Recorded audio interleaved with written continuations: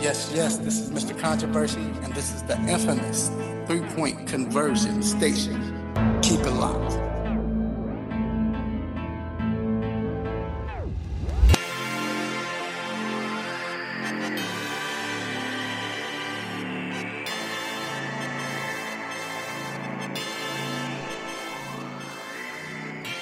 Yes. What another beautiful Saturday morning on the 3-Point Conversion Sports Lounge. And I am your host, Mr. Controversy. Did you miss me? Man. It's a lot to talk about this Saturday morning, like always. And of course, I'm not doing this by myself. First of all, I got the person behind the glass running the show, Mr. G. What up, G? What it do, baby? Yeah, you already know. Okay, that was weird, different. That's your new joke. Right. Wow. What it do, baby? Right. And I got my road dog sitting next to me. You just heard him. My partner in crime, the intellectual. What up, D? What up, though? Yes, we're in the building. How you doing, man? Man, I'm good, man. It's a great, beautiful, hot day. Yeah, it's a hot day. Yeah, it is. But just this week, man, like Summertime. what was that? ATL. Thursday. What about Thursday? Mm-hmm. Thursday was crazy, Yeah. right? Nuts. Yeah, we're gonna get into that.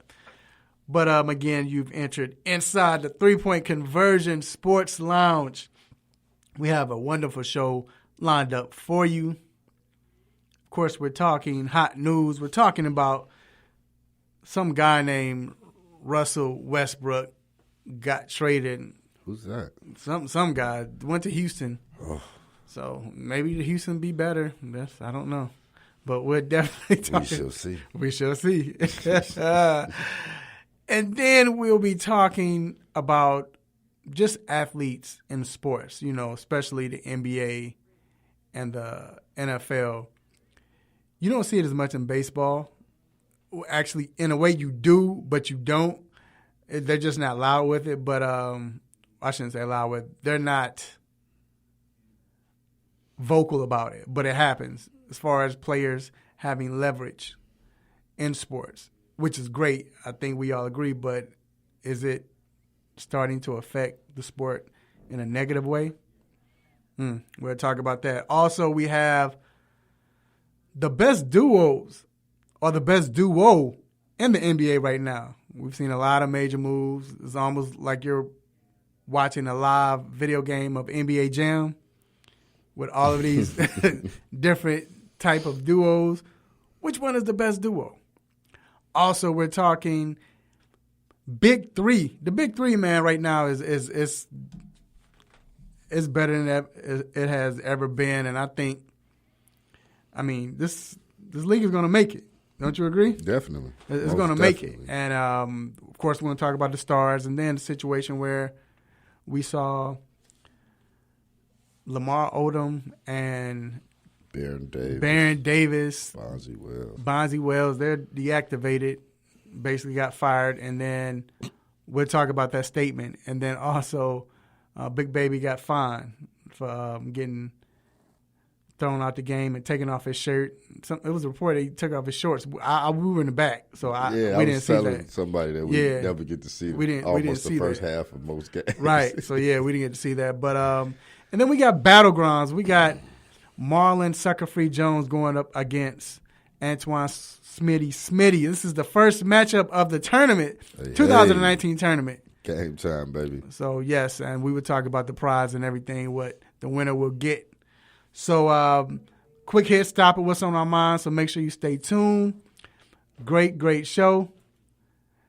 And I guess we can cut this from the quick hits. She just lost. Man, Serena Williams just got straight sets. Yeah, got defeated in the Wimbledon final. Straight sets. Golly. She can't. It was like supposed to be the easiest It's the easiest way, And she man. always beat her too. Like her record against her was crazy. Yeah. I just had a feeling too. Jeez. Either or. I want to give a big shout out to my main man, Xavier Butler, who wears number 10, who plays with the Beyond Basketball, I think it's AAU team. So shout out to Mr. Xavier. Do your thing, man. We're rooting for you. We always root for the children on this show. So now it is time to get to these quick hits. Let's get it.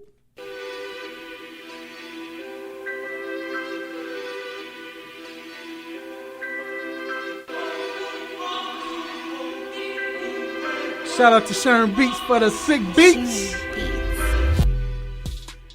First off, great gesture.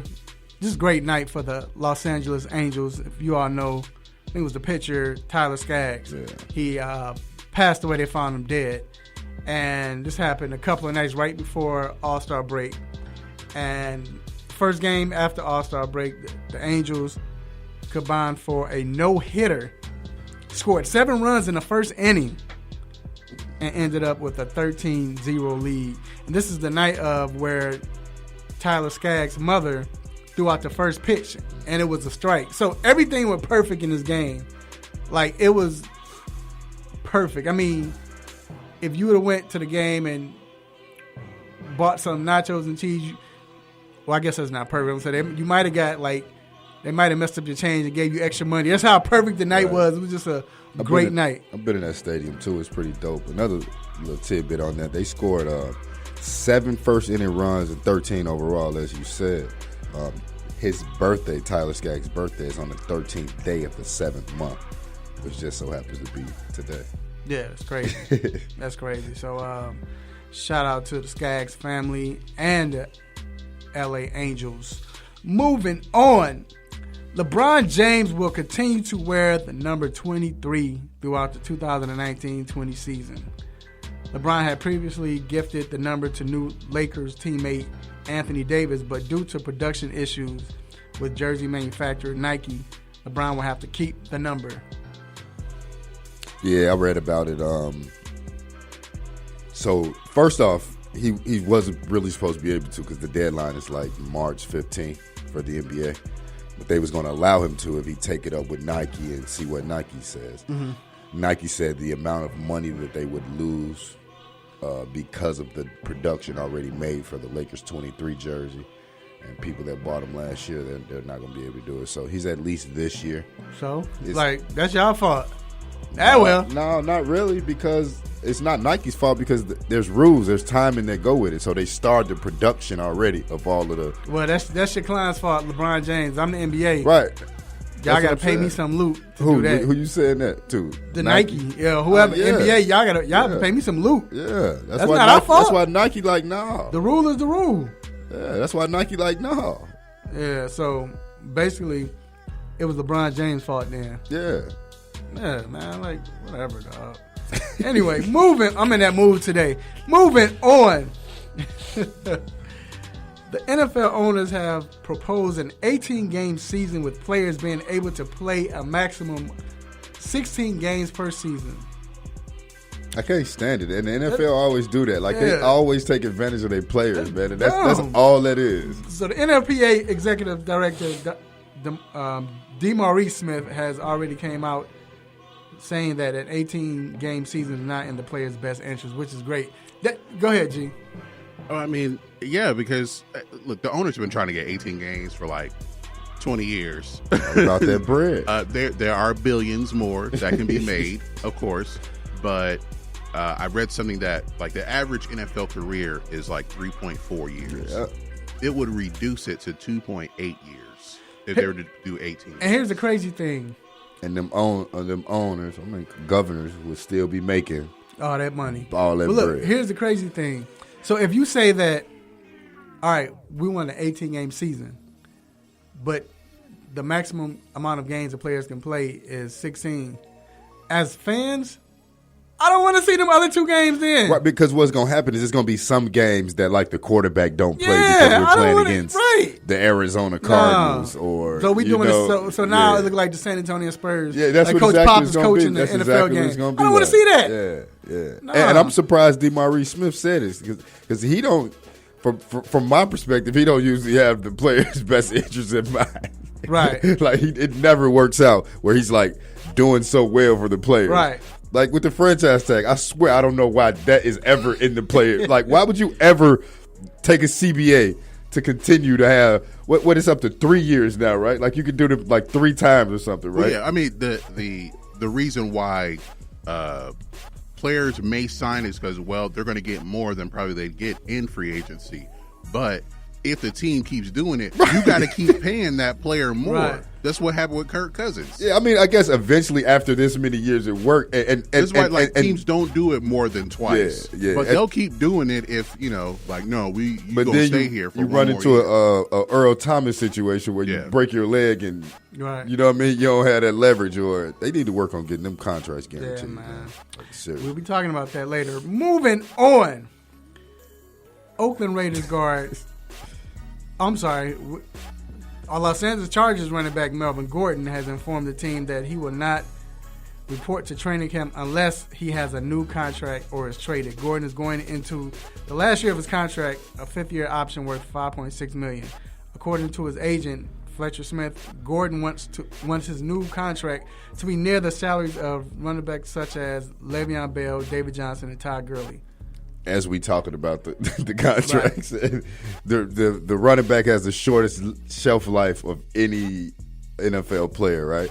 And he was third in yards from scrimmage last year, second or third somewhere in there. Yeah, and I think he has the second, and since he came into the league, he has the second most total touchdowns. I think only behind Todd Gurley. Yeah, so he should be paid like that. He's in his 5th year, which is still that year. Luckily, he's making it to the 5th year. We just said they usually last 4 years, and he's getting $5.5 million. And honestly, I don't think that the Chargers they opposed to this. It's just this is the course you got to take for anything to get it. But he wants the security. Like this is the last year of the contract. Right. And Chargers are like, we're not going to say anything until they say something. Right, So exactly. now See what I'm saying? Like, you got to do this. But Right. then people say he's doing something wrong if he don't do it. And then what they're going to try to do is they're not going to give him a new deal. He's going to hold out, and then they're going to offer him the franchise tag next year. Yep. And do that for 2 more So years. it's like the players. It's hard for the players to truly become free agents. Like Right. it's a lot of red tape. Hopefully they won't do. Usually with young running backs, they don't do that. They usually sign. It's usually that second contract. What was Le'Veon's? Well, it's hard to get to that second Right, that's what I'm contract saying. now. What was Le'Veon's? He Le'Veon's- didn't even get to the second one, did he? I No, think they franchised this him. is the second. Right, This that's what I'm was saying. Le'Veon. Like he had to do all of that Right. to even get paid. Yeah. He sat out a season to get paid. they franchise tagged him. Then they were going to do it again. Again, he was Then like, sat nah. out. Right. So hopefully, what Le'Veon did, hopefully that It helps. set the bar. It's going Yeah. to be the Le'Veon Bell rule. What was it? Larry Bird accept Larry Bird, whatever the case may be. It's going to become the Le'Veon Bell rule. Moving on. Now the Oakland Raiders guard Richie Incognito has been suspended 2 games for violating the NFL personal conduct policy.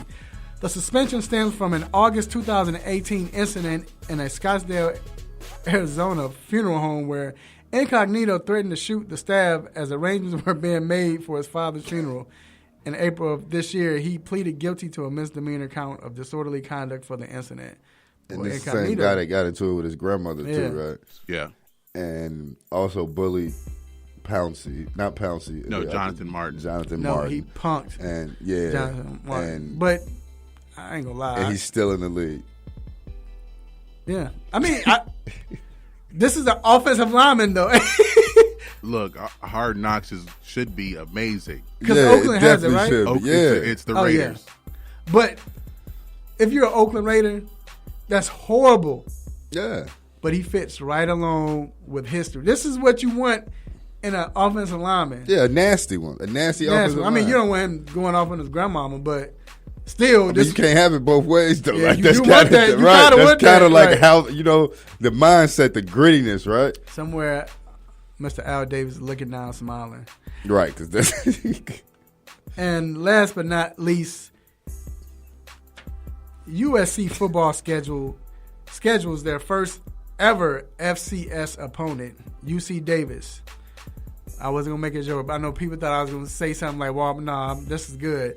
For the 2021 season, and Notre Dame and UCLA remains the only FBS schools that haven't scheduled an FCS opponent. That's cool. I mean, shouts out to USC for doing that. I don't think it's necessarily for, getting an easy schedule, but it's cool, because UC Davis will get money. They get money for that. And it's usually in USC. So, but it's cool that they'll be able to get money, and you never know what that could do for them. So, shouts out. It's I guess it's weird because, like, the West Coast teams, you don't see that. You normally see that in the Big Ten and the SEC. You don't see that in the Pac-12. Very rarely. I know Oregon, they played Tennessee Tech one year, but that rarely ever happens on the West Coast. Yeah, right. So that's cool for UC Davis. Hopefully USC is not trying to bite off Alabama. So that concludes our quick hits. We're going to take a quick break. The drama starts in a few minutes. We'll be right back.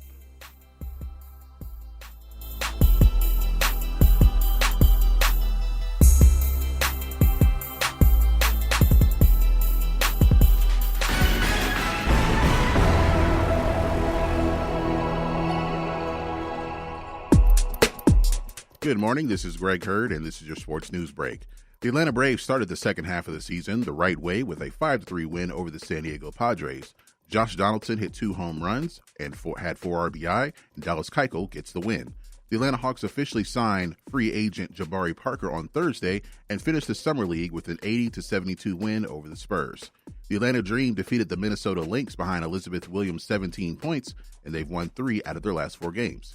The Atlanta United traveled to Seattle to face the Sounders on Sunday afternoon. Atlanta is currently 3rd place in the Eastern Conference. Make sure to follow the 3-point conversion for all of your major sports news and updates. It's where fans' opinions matter.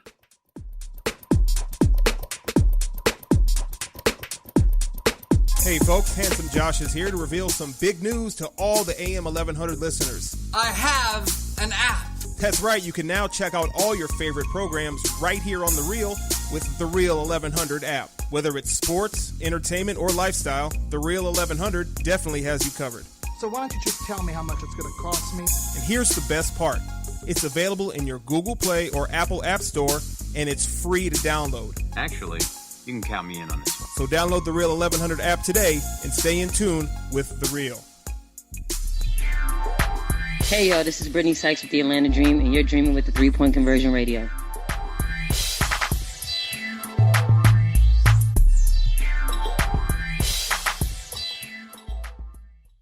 Get ready. From the oven to your ears, it's now time for the Hot Topic.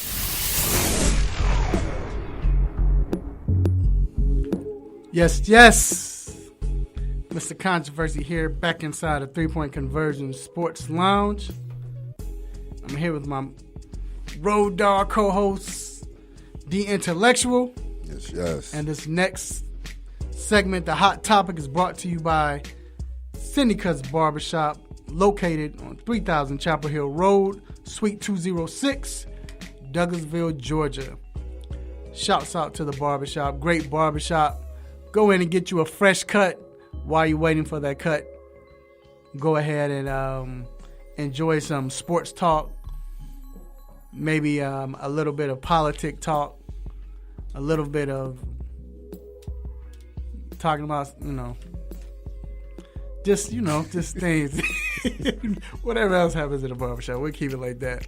But no empty chairs, so it's a great thing. They're all about the community and all about unity, man. Shouts out to them guys. Big shout out to Dwayne Chambers. He is the barber all the way down on the last barber on the left when you walk in. You can find him on Instagram at Simha the Barber. That's SIMHATHEBARBER. And then just shout out to the whole barbershop itself, man. Them guys do a great job. But a special shout out to my man Frank. Frank just got married. Knowing him, he probably still cutting hair because that's how he is, whatever. But shout out, man. Congrats, bro. Messed up. No, I'm just kidding. No, congrats for real. What's going on out there? You want to get married. You don't know what you run into. All right. So, all Yeah. The next topic. We are talking Russell Westbrook gets traded to the Houston Rockets. Man, G, I should have talked to you before. We should have gotten a clip from Wednesday night. I was on, shout out to H.O. I was on this show, SRT radio show on Wednesday night. And I just said, they asked me who I thought he was getting traded to, who he should go to. I said Miami would be good for him personally as far as to get to learn to play under a basketball head, Pat Riley, teach him the right way since we say he doesn't play the right way. But his best chance to win, even I'm not saying he's going to win, but his best chance were the Houston Rockets. And they threw rocks and everything at me, especially G. But he gets there now. So he's there. So, D, I'll ask you. First of all, what were your thoughts? I just want to know what your thoughts are. It was a little crazy because it kind of came out of nowhere. You heard the rumblings from Miami and Detroit. You heard that Houston was picking around about it, but you didn't think it could happen, right? Because, like, what, they going to take CP3 back? Nobody thought that would be the deal, right? And it happened. So what do you think? I mean, what do you think? Well, let me tell you this. Why wouldn't it work? So that's the thing. I was just thinking about that. The reason I think it wouldn't work is because of coaching and management, kind of, right? And like D'Antoni already allows James Harden to do what he wants, right? And not just on the court, just like, with the team. I spoke earlier in the season about how Trevor Ariza said that James Harden kind of get like, he don't have to come to team dinners. He don't have to this, that, and the third. So now it's going to be two people that's doing that if that's the case, because Russ is going to, if that's the case. Not saying that Russ won't, because I never heard of him being a bad teammate, right? But it's going to be that same, not ego, but that same big personality over the organization and over the team. So that part would be the But the challenge. funny thing is, okay, if you're just to allude to that, if you're speaking outside of the court, it might help because he's friends. Very good. They real they good tight. friends. Since So, like 10 years old right, or something. Good friends with Russ. Russ don't play that best when it comes to teams and right, yeah. Yes, Kevin Durant's his manager came out, right, and a lot of people saying that. A lot of people saying that KD took over his his manager's account and said that, but whatever. That's his manager, right. But you've never heard, including Durant, you never heard any teammate speak bad about Kevin Durant. I mean, about Russell Westbrook. Mm-hmm. So, and he's not for that. He's all about team. Yeah, definitely. All about team. Also, so you would think that he would have a good positive rub off. G, why do you think it won't work? This isn't 2012. Okay. Like these two players have become, as far as Westbrook and Harden, have become, they both have won MVPs by being the lead guy on their team in their own way. Now, if this were D'Antoni's offense that he had in Phoenix, then maybe this might be something. But this is a totally different offense. People keep talking about D'Antoni's system. Like in Phoenix, it was getting shots up or having your point guard, kind of move around and using smaller, faster lineups. With the Rockets, it's ISO heavy. It's James Harden at the top of the key, dribbling the ball for 15 to 20 seconds and then making a decision. I don't see Russell Westbrook, while he did play off the ball a little bit in spurts in Oklahoma City with James Harden, I don't see him doing that on a consistent basis and being happy with it. Like standing in the corner, waiting for Harden to do something. You didn't see who's you say? I don't see Westbrook doing that. Standing in the corner, waiting for Harden to do something. Or if Westbrook has the ball, Harden is standing, 40 feet from the basket with his hands on his knees. Well, I think it's more of Harden wouldn't want to do that than Westbrook because, to be honest, Westbrook done it when KD was there, and he also done it when Paul George was there. Even though Paul George, most of his shots, they came after. Like Paul George was a person that have the ball and dribble for like 5 seconds and then make a move. Paul George was catch, quick move, shoot. But when Westbrook played with Kevin Durant, that was the style. That's what they did. Whoever got the rebound, Kevin Durant would come down. He got the rebound, and he would run a play, and Westbrook would be waiting at the elbow or whatever, waiting for a shot. But that's what it was. So, but I feel what you're saying. Why I think it won't work, mainly because of D'Antoni. I don't think D'Antoni, I'm just worried about, does he have the power that's to make this work? That's Because it falls on, as we mentioned, they're friends. Usually friends make it work. Dwayne Wade, LeBron, and Chris Bosh, everybody questioned. It was great. But it was like, okay, all three of those players were the main scorers, and not just that, and they were ball dominant. Yeah. All of them, all three of them. Yeah. How will it work?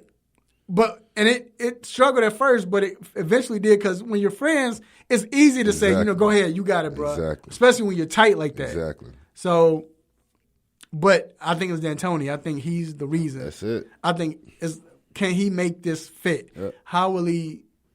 Who will he say, okay, you're the primary ball handler, or we're going to go 50-50, or what?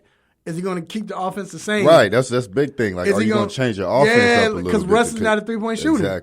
Exactly. Why do you think it will work? Because they friends, and Russ wanted this trade. They both wanted this trade. And I think that's one of the main things that a lot of people are not putting into account, right? Mm-hmm. Like, this is a trade that Russ asked for. He know who his friend is. He know who's James Harden been. And kind of also the reason that G said it's not 2012. But I think that's a good thing. It's not 2012. They both won MVPs. They both done this. But they haven't won, right? So you got to do something else to win. Like, you got to, want to do something else to try to win, as opposed to what you've been doing, which is being ball dominant, your usage rates through the roof, and it's not winning. So I think that's one of the reasons it'll work. But the biggest thing is they both wanted each other to come. So if Russ wanted to go there, he know the ball player that Harden is. He know that Harden does this. And Harden also knowing the same, and they both pushing for it. Then y'all got to know that this is what it is, and we going to make it work. Why do you, G? What's the question? Why do you think it will work? Well, G probably don't think it works. It's hard for me to see that it would work. But is there anything that you can see that will make it work, I'm saying? When Harden came into the league, we looked at him as a two guard. So if he can play off the ball, if either one of them is willing to play off the ball at all, then it could work. But we're in a league to where so many people need the ball to be effective, to where if they're off the ball, especially with guards, if they're off the ball, then they're just standing there waiting, or the coach doesn't draw up plays to where they move around. I mean, that's kind of why I like seeing teams like Golden State and the Spurs, to where there's ball movement, there are players that are moving, and they're being put in position to get shots that they can make. D'Antoni doesn't run any plays. Yeah. He's never run plays. It's been the one guy with the ball running around, or one guy with the ball standing at the top of the key with everyone else standing in the corner somewhere. Yeah, and I think running a pick and roll. I mean, you can't win that way. Right. Like, he has no – I mean, like, their way got them to a certain point, but if you can't change strategy – like, he's openly said, oh, we don't need to change anything. We're going to do everything that we did already, and that it's going to work. But it's like banging your head against the wall. Y'all going to get to the Western Conference Finals. So I'm going to tell you why I think it can work. Because as all of us mentioned, you mentioned the contrast in it, in this move. I think the contrast bodes well for the team. Think about it. What have we said? I mean, shout out to Darius English. He just said it right there. Harden is the ultimate choke artist and worry about his individual stats.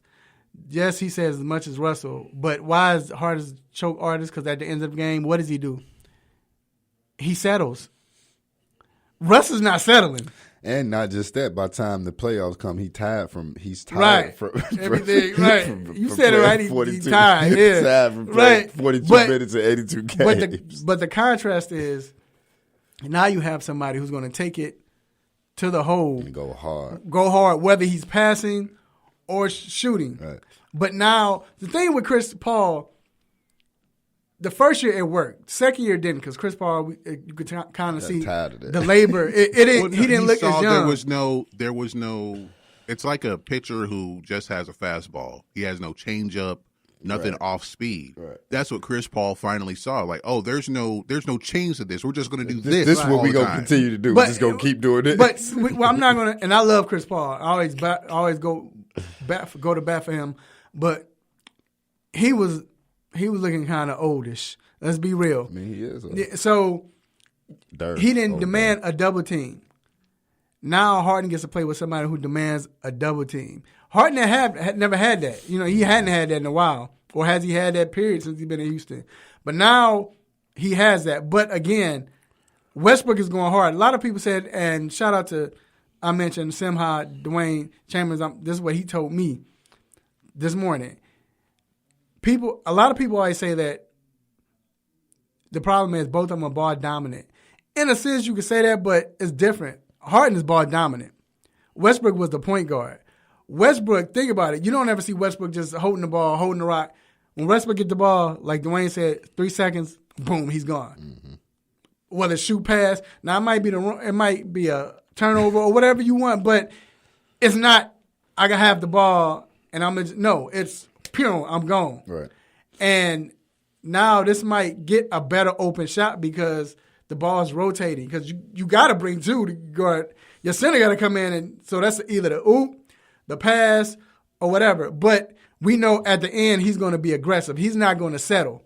And even to expound on that is both of them recently led the league in assists, right? So we know they'll give the ball up.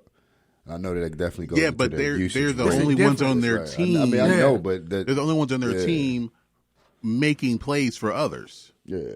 I mean, I know, but I think they willing to give the ball up. But I think this might work, as D saying, because now with Russ, if Russ drives and passes to this guy, somebody around to him, now he passed to this guy. You didn't have that at first because all Harden was doing was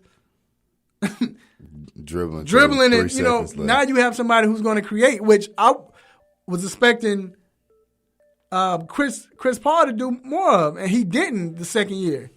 Because he was tired of it. I think he was. I really do think he was. Like, he was kind of over it. Like you said, G, he was kind of like, so this all we going to do? And part of Chris Paul's game is, like, he can shoot the three, but that's not something he does game. Primarily. Right. And it's not really like a set three. Like, it's more like in the motion, like, I can hit a three. Like, he's a guy who runs the pick and roll, or he tries to get inside. If he can't get to the basket, he's shooting an elbow jumper. Right. That's his primary shot. Yeah. But that's not a good shot under D'Antoni. So, and we'll end it like this. I guess the biggest question is Westbrook a big enough ego or player or whatever you want to call him or it, to make D'Antoni say, we have to kind of switch up this offense? I don't know, man. You also know that this D'Antoni's last year on this contract, right? So there is no in between. So like he might have. He has to. Yes, he might have to. Because if he doesn't, he's not going. He going to be gone. And think about it, this is a golden opportunity because you got two of the biggest stars in the NBA, and you didn't give up anything. PJ Tucker's there. Gordon's there. Rivers there. Gordon. Capella's there. Like, everybody is still there. All you added was Russell Westbrook. Like, you took away an older, aging Chris Paul to a person with more athleticism. Yeah, he probably more usage, but more athleticism, younger, dunking. Right. You know what I mean? Great, man. So, look, going to leave it like that. We'll be right back. We have another hot topic, I guess. Keep it locked.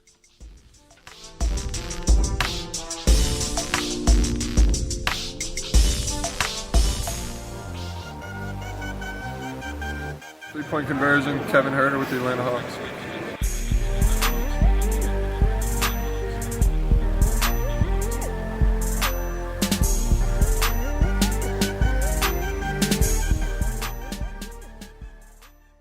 The sun's out and vacation mode is on. Get your thrills and chills at Lake Winnipesaukee and splash-tacular fun at Sokia Water Park, where there's excitement for everyone and special discounts almost every day. Let the whole family cool off in the refreshing fun of Sokia Water Park. Splash down on the Winnie 500 racing slides and float along the crazy river. Receive an adrenaline rush on the Ozone 14-story freefall or the world-famous Cannonball roller coaster.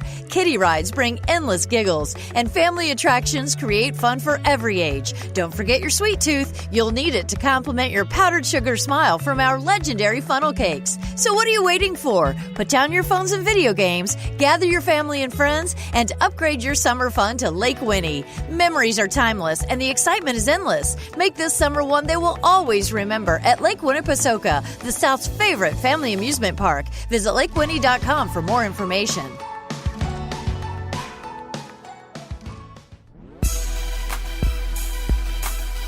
What's going on, guys? It's John Collins from the Atlanta Hawks. You're listening to the 3-Point Conversion Radio.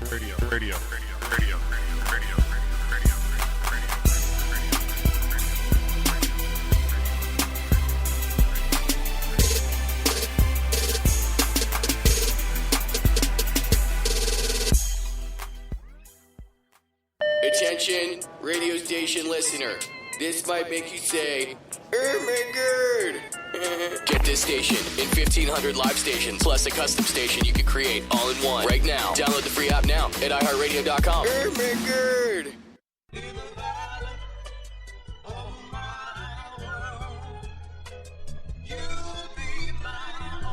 my God. All right, we are back inside the 3-Point Conversion Sports Lounge. Hey, I have a question, D. Before we get to we're going to get to the duos, the next segment, then we'll take calls as well. So if you have calls, get ready for that. But with we talked about the players and the leverage, and we talked about Melvin Gordon and how, and with Bell, how that ended up. But then you have certain situations like Antonio Brown. Look at the NBA. Right. I mean, Paul George, Anthony Davis, where we see players have leverage. And we all root for them because we need it. We just spoke about that. It's good because they can trade you and they can do everything for you, but it's like, I mean, they can do everything to you, but you, as a player, you don't have that chance. But now we're starting to see that more, so where players are getting leverage and they're getting to go wherever they want. And I think we all agree that it's great. But it seemed like in a way that it's affected the NBA, even the NFL, in a way where now you have teams, not even just teams, but teams forcing to make a trade, but especially in the NBA, now you have the Eastern Conference is not as good as they once were, or teams are loaded. Do you think it's affecting sports in a negative way? Not even all the way, but in a sense? I don't think personally it affected it affects it in a negative way. However, I do feel that some of the old school fans, right, like the older heads that kind of like think that the younger kids only care about money and only want to do things the way that they want to do. They're not doing it this way. This is the way that it has always been. Right. The team has the control. The team, I think from that aspect, some older fans maybe, look at it negatively. Because let's be honest, the league has always had control. Anytime I was watching this, I put this link out on social media, I think it was Facebook, and it was talking about the highest paid player each year since 1979. And to see Jordan, he was the highest paid player in sports.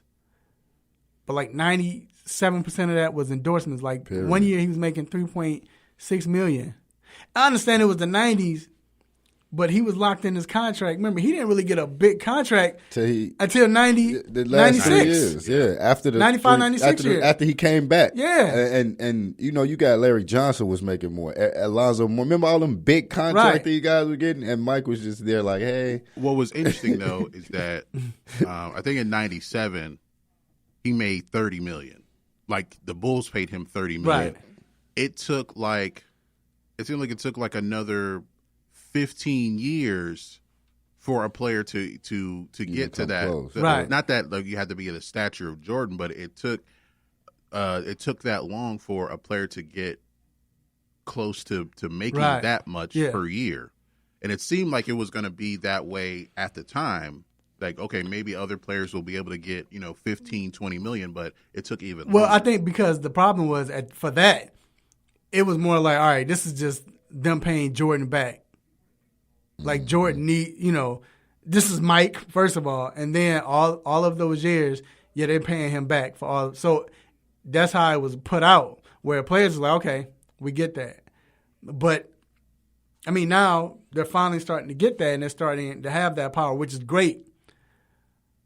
But, and I guess it's almost like it's coming back on the owners because now I've never seen, I can't think of someone, G probably can, but I never think of someone, person or player getting traded after they sign a mega contract. Right. But to see Paul George leave after 1 year and was like, hey man, this not gonna do it. And I don't know how he came to them. I think really I believe that OKC was just like, you know what? Hey, we want to break this up anyway. Go ahead. I think they were having thoughts as well. I think it was I think it ended up being mutual, but I think the story to me looks like Kawhi was trying to bring somebody to the Clippers with him. He called Kyrie. Kyrie didn't want to go. He called Kevin Durant. He didn't want to go. And then he called Paul George, asking him, hey, are you happy with the team that you're playing for? But even with that being said, satisfied with your contract? But even with that being said, right, the word is that as soon as Russ and them got put out in the first round, he went to James Harden. Like him and James Harden was on the phone at that point, Russ. Yeah. So even if that was the case, like maybe both of them kind of came to the realization, like it's not going to happen in OKC. What? And not because they can't play together, but it's just not going to happen. Right. And, I mean, so now that they do have the power, how do you see it affecting the NBA or the NFL or whatever sport it is in a negative way? So with the NFL, with the NBA, only the fans would be the negative thing, But I like it, And that's what I mean as a sport, right. So, yeah, like Skip said, Skip from Bayless or whatever. Like one of the things that he said that I actually liked was like, if you want to try to stop them, then you also need to stop the team, right? Like, so if a team signs a contract for a player, you got to honor the contract too. And if you get rid of them, you can't trade them and get something back. You know what I mean? You honor the contract. If you don't want him to play for you, then you pay him his money and cut him or whatever, right? Like, and I agree with that. Go ahead. I think what the effect that it's going to have is, some of these CBAs are coming up. Mm-hmm. Like with the NFL especially, I think it's coming up in 2021. The players are going to want something like, well, we want like free agency like the NBA. Like the NBA. Yeah. We don't want this franchise tag stuff. We could. You could do the restricted where with the offer sheet. Or we're unrestricted free agents. But what's the NFL going to want? What are the owners going to want? Well, we want y'all to play 18 games. Right, it's going to be a give and take. So they're going to ask for something that seems so extreme to the NFL owners. So the NFL owners are going to counter with something that seems extreme to the players. In that instance, for that contract, I would take the 18 games if I was the players with a limit of 16, because you're still only going to play your 16. Yeah. It's just going to give the fans a bad. Right. 1 or 2 games, right? Like we're gonna get a bad 1 or 2 games. So do right. Do they mean now in an 18-game season? I wonder if it means actually playing like 18 in-season games? Where the record is 14-4, or is it like yeah, like how they, yeah. But you remember how they used to do? Remember the NFL used to have 2 bye weeks. A lot of people they'll probably add a second bye week, but you're still gonna play 18 games. Right? They'll probably give them an early one and then a later one. Yeah, and you're still gonna play these 18 games though. Right. So here's a proposal, and I know we have to go, but here's a proposal. This is in Mr. Controversy's world, where you say, okay, if we sign a contract, if it's a 4-year deal, you can't trade or ask to be traded until 2 years from now. You have to give them 2. So, and then the bulk of that contract is for 2 years, the first 2 years. Well, so is that going to be like the player can't demand a trade, or the team is saying we won't trade you? Both. I'm saying to make it even, both the player and the team, you can't trade this player, or the player can't say, I propose to be pretty traded. much no trade clause in the first 2 years. Yeah, the first 2 years. After that, then it could be 3, however. If it's 5 years, maybe 3. But I'm saying maybe it could be something like that to where, because like you said, if it's I understand the players and they're making money, but if it's for the fans, and that's the whole point of sports, right? We're getting cheated if how many times I got to switch teams? How many times has LeBron fans bought jerseys? I know somebody. I bet you was somebody that's a LeBron fan that has like 4 jerseys now. Right. You know what I'm saying? And see, even with MLB, it's a little different because you can't actually touch free agency till after your 6th service year or something like that, right? And that's why they do the things they do.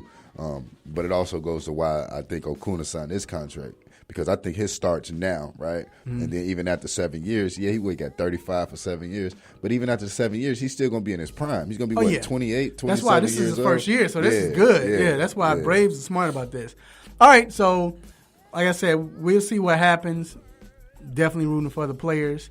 But we do want it to be where, as sports fans, we're benefiting too. So all right, we're gonna be back. You can call in at 404-603-8770. We will take calls. Talk about the Russ situation. You can talk about what we just talked about, or we're gonna come back and talk about what team has the best duo in the NBA. We'll be right back.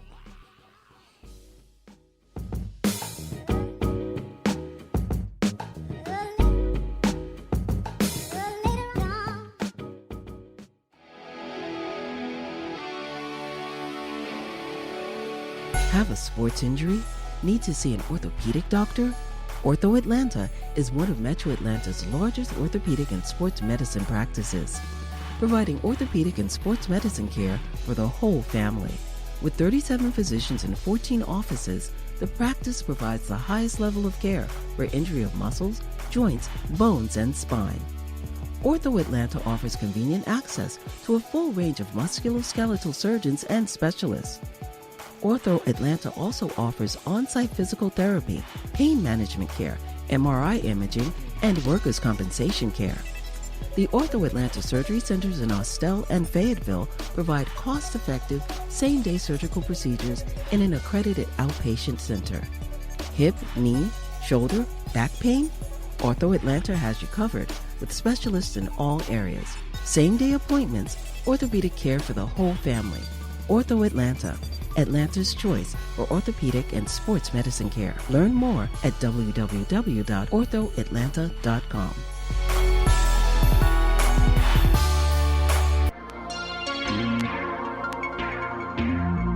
What's up? This is Gilbert Arenas, Agent Zero of the Enemies, rocking with the 3-Point Conversion Radio. Y'all tune in. Holla at your boy.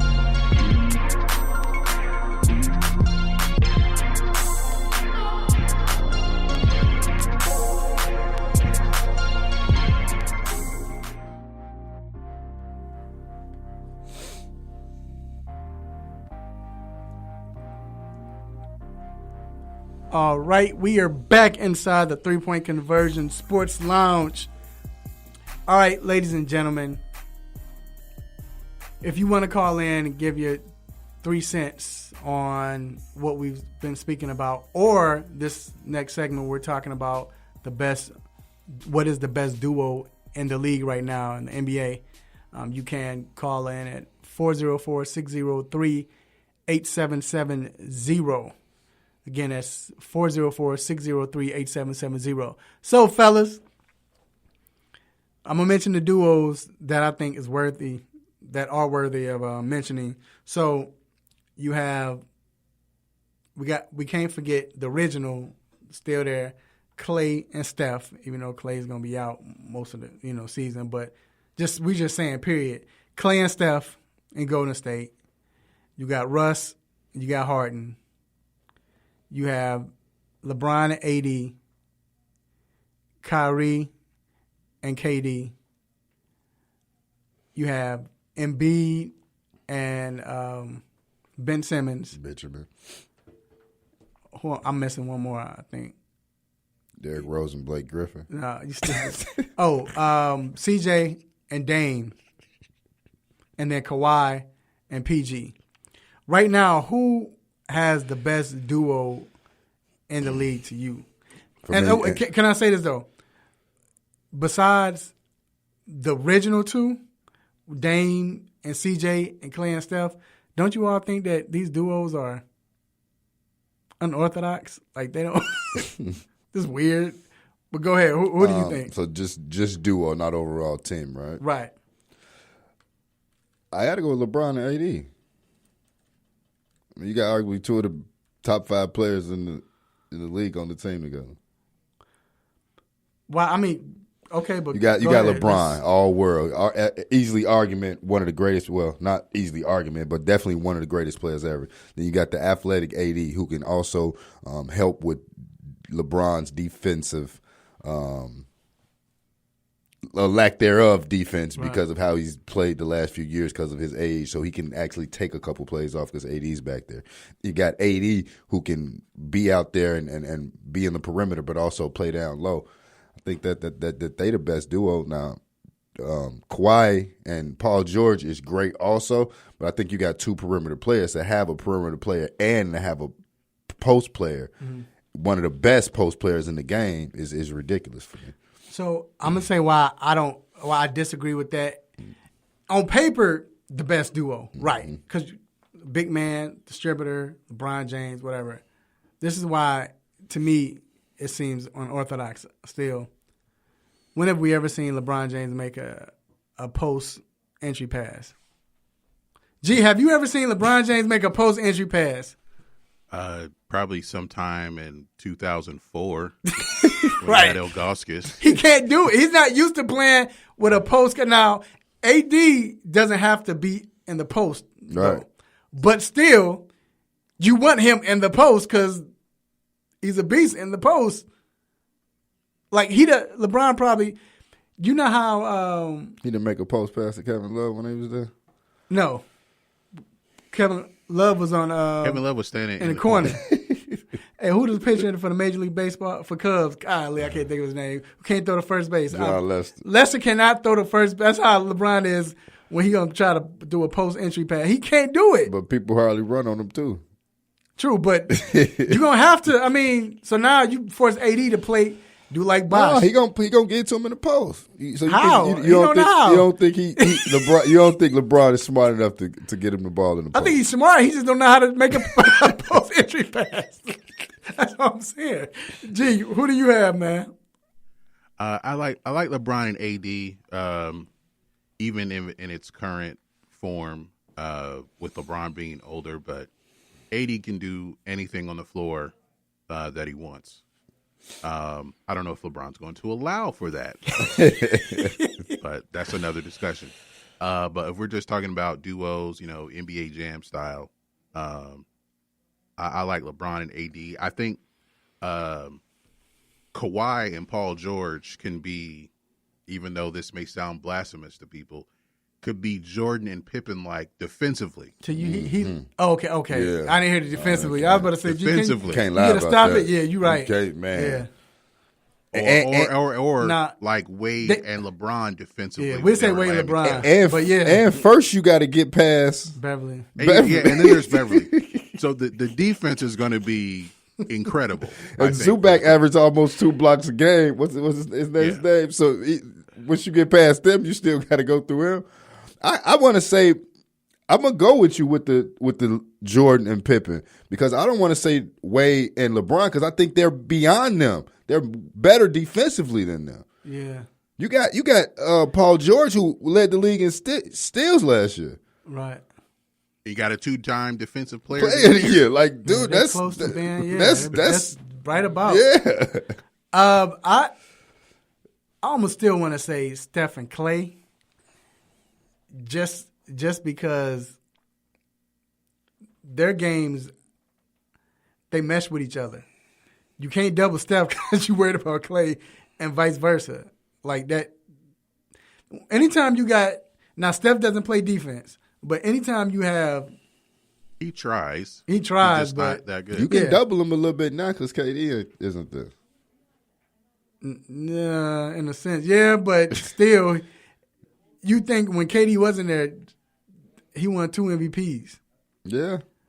But Clay is one guy that scored 38 points. But see, with that, though. Hold on. He scored 38 points in a quarter. Without dribbling the ball. Right, without dribbling the ball. But I think they mesh. I like the Russ Harden as far as the NBA Jam standpoint, as far as they're probably the most unguardable, two most unguardable players in the league. Like, it's hard to guard those Imagine two. them in a pickup game. Yeah, that's what I'm saying. Like, you can't, but I don't know. What about the KD and Kawhi? I mean, KD and Kyrie. KD and Kyrie. I'm sorry, KD and Kyrie. Like, even with that, like I was gonna say, even with Golden State, like you still got to see which Clay come back. Like I know it's just I don't want to say just the ACL, but it takes some people 1.5 years before they're even. You know what I mean? So what Clay comes back, and I know he don't demand the ball. He'll use athleticism in that manner. He just kind of runs around, but that's still a mental thing. And even with the Kyrie and KD, I mean, I like the pair. But with that, are we gonna get the Kyrie that should have played backseat to LeBron when he was, or the Kyrie that want to be the man? And then you got to think about it that he gonna have the team by himself for a whole year. So I don't think he's gonna be like that. But that parent is, I think it could be good, but Kyle don't have defense at all. Yeah, he doesn't. Do you think because at least you can still put, depending on how he comes back, like you stated. You can still put him in a post, KD. Yeah. So if he demands, which he would now get a double team. I guess that pick and roll would be nasty. Though. Right. That pick and roll would be nasty. Right. Because what you going to do? you can't. I mean, and then, again, it gives Kyrie it gives him that freedom to now have people worry about the other player. Like, he didn't really have that in Boston. I like Tatum, but who? It seems like in Boston, everybody was trying to get theirs. Right. Like, it seemed like nobody just wanted to, you know what I mean? And like you said before, like, they wanted to, the like Brown and Tatum and Rozier, they had to play. Right. Without Kyrie and Hayward. Right. And now and then they played well. They were one game from the finals. Right. But then, okay, you bring Kyrie and Gordon Hayward back in. Now we have to take a step back. Like that don't even sound right. Like that's like one of the worst things you can do to a young player. And I think that had a lot to do with coaching, locker room. I know that they say Brad Stevens is a great coach. You know what I mean? But that's coaching. That's you know what I mean. Everything like that. So I think that had a big factor in it. Who was the least?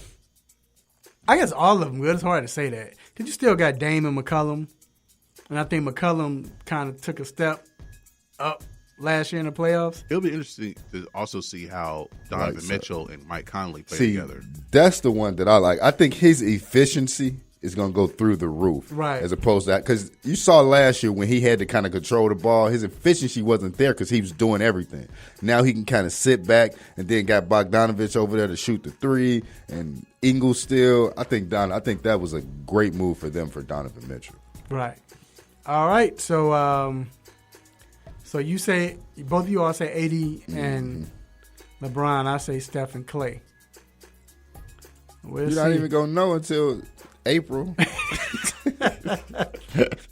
And like some people are saying, like, I think Clay might be back by Christmas. But, and some people said, and somebody on one of those networks said that they know someone that says KD could be back by January. Chris Carter said I think so too, because you remember, like I said, Rudy Gay was only out 6 months. Yeah, but then think about this too. With Clay coming back, I think he comes back earlier. He's with the Golden State Warriors. So they probably have him back in the beginning of the season.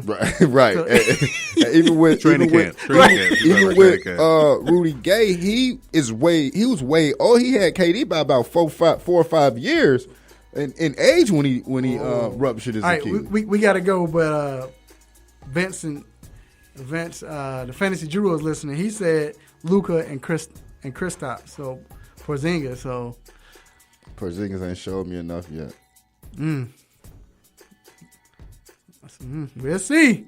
All right, we're going to take a quick break. Look, Battlegrounds is coming up. We got the Stop It segment. Then we have Battlegrounds. We have Marlon Sucker-Free Jones going up against Antoine Smitty. If you think you know sports, you want to listen because you want to get in this tournament. But keep it locked.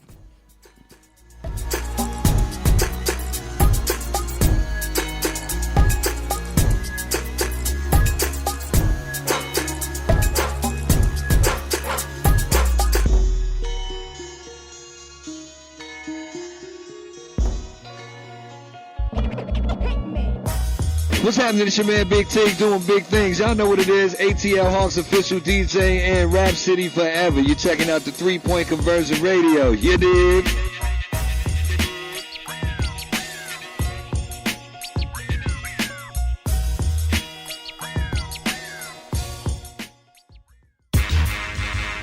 You are tuned into WWE AM 1100. The opinions expressed during the sponsored programs on this station are strictly those of the program hosts, guests, and callers and are not necessarily those of Beasley Broadcast Group, this station, its staff, other advertisers, or agencies. Big ups to our Sports Lounge crew for keeping the airwaves blazing each and every Saturday. But I want to send another special shout out to our team of writers at the 3-Point Conversion. You can visit us at the3pointconversion.com. You can also like us on Facebook, follow us on Twitter. How about the Gram? How about iHeart? How about Spreaker Radio? How about wherever you need it, baby? We got you covered.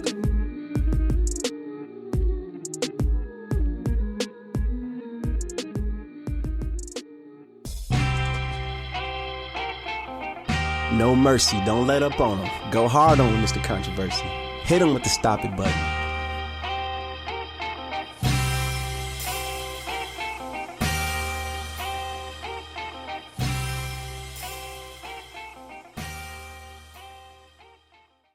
All right, we are back inside the 3-Point Conversion Sports Lounge. We want to thank everybody that has been supporting us throughout this journey, the 3-Point Conversion Sports Lounge, but not just that, just the 3-Point Conversion as a whole. We appreciate you. We ask you to continue to support us, and we appreciate you once again. Also, I want to give a big shout out to this guy's special talent.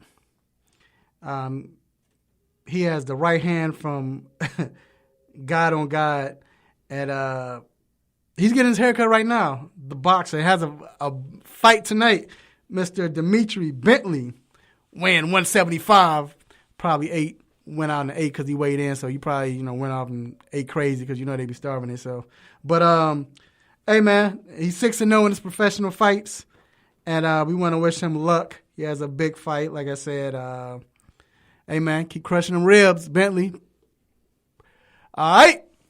It is now time for the most infamous, the most famous Stop It segment. Let's get it. Stop it. Stop it. Stop it. Stop it. Stop it. Stop it. Stop it. Stop it. Yes. S-T-O-P, new word, I-T. Stop it. Stop it. Get some help.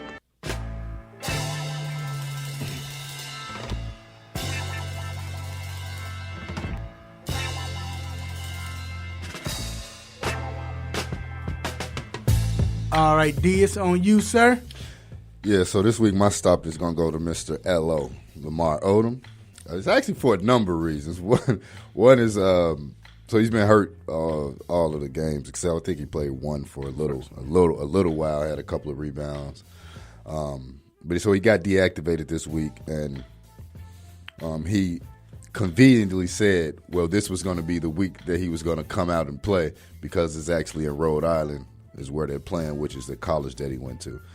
So that's definitely one of the reasons he's getting to stop it. But he also going to stop it because he said he didn't get a call. He had to find out on social media.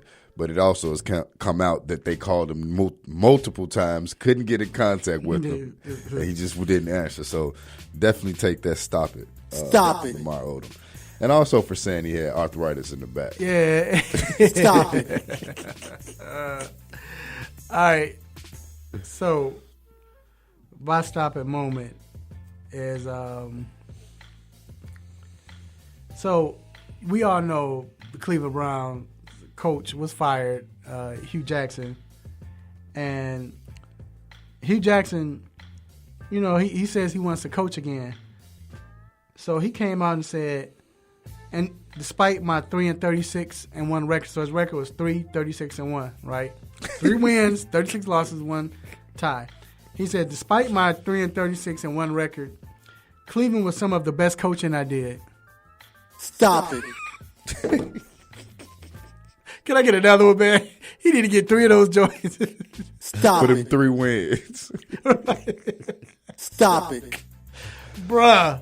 Why would you even say that? Why would you even say that? That's some of the best coaching you did? Well, we don't want to see the bad coaching. Man, that's like the Bills coach talking about Nathan Peterman. Right. Saying like, hey, look, he made some bad throws, but there were some plays in there that were pretty good. Like, what really? plays? Which play? Oh, man. All right, mine goes to this is a retroactive stop it. But there was a clip a couple of weeks ago, I think it was like 2 weeks ago, of Daryl Morey saying that the Rockets were not trading Chris Paul, and he would 100% be on the roster. I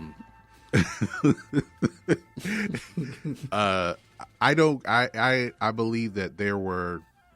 I hate when general managers say stuff like that, because I mean, I would say no comment or just make it like he's on the. Right. I actually don't mind the he's on the roster until he's not kind of answer. But I think Daryl Morey just needs to. He's got to care about people sometimes. Like, he's just about numbers and analytics, and he doesn't care about the people that actually play for the team. So I'm surprised that Chris Paul even wanted to go there in the first place. Mm-hmm. He realized he made a mistake, but this is it for Daryl Morey. I still predict a second-round exit for the Rockets. He'll be fired, and statements like he won't trade Chris Paul or 100% will be on the roster and other types of lies, he gets to stop it. Right. Stop it. Definitely. Right. No, I do agree. Chris Paul could kind of get some, too, because didn't he say that was news to him when somebody said something about him, James Harden getting into it, him not wanting to be there? They were really working that. Right. But, I mean, again, I do wonder, like I said, because he said it, I wonder if it was the only thing is Harden never came out and said it either. Harden just didn't say anything. So, yeah, Harden was just, like, quiet about it, whatever. Because he knew what was coming. Right. So, but I think he was talking about news as far as them trading him. Because remember, he's saying he never demanded. Yeah, I'm sure. I'm guessing, he wanted that loot anyway. So. Oh, yeah, he's going to get his bread. Right. All right, we're going to take a quick break. Please make sure you stay tuned. It's coming up next, Battleground session. I need your votes, you all. You have to listen. This is about to be epic. Hopefully it don't be a fail. I have faith in my guys. All right, we're going to take a quick break. Battlegrounds next. Keep it locked.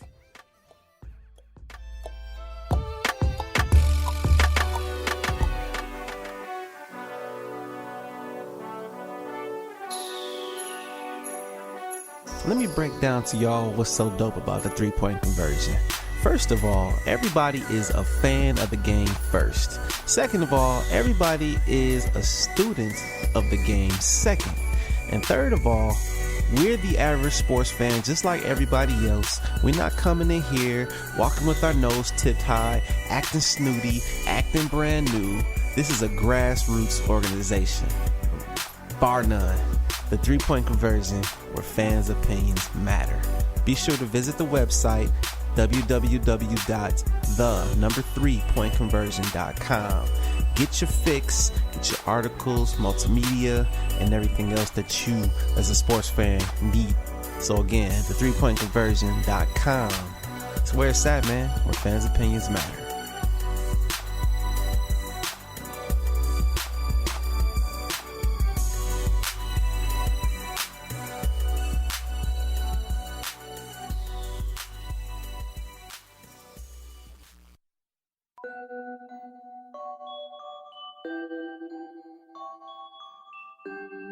Happy Saturday, sports fans. It's your boy Sherm, a.k.a. the Lord of the Beats, and you are currently inside the 3-Point Conversion Sports Lounge with my man's Mr. Controversy, D Intellectual, and of course my dog G behind the boards. Cheers to the freaking weekend.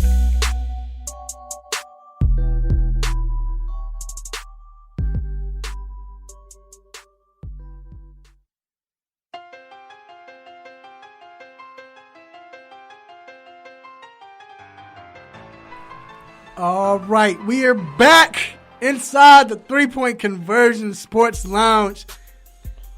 It is that time. So, D, what are we going to do for this tournament? For the battleground? We combine. Okay, so we'll say the winner gets $100. What we gave him last year? We gave him like 50, so we up it to $100. Yeah, we can up it. To $100. So what we're going to do, T-shirt goes to the runner-up. It's going to say 3-Point Conversion, I am a loser, and I'm just kidding. No, it's going to say that. Third place gets a sticker. A bumper sticker. All right, so let's meet the contestants of the first matchup in the 2019 tournament. I have... Well, first of all, before we say that, you all hold up.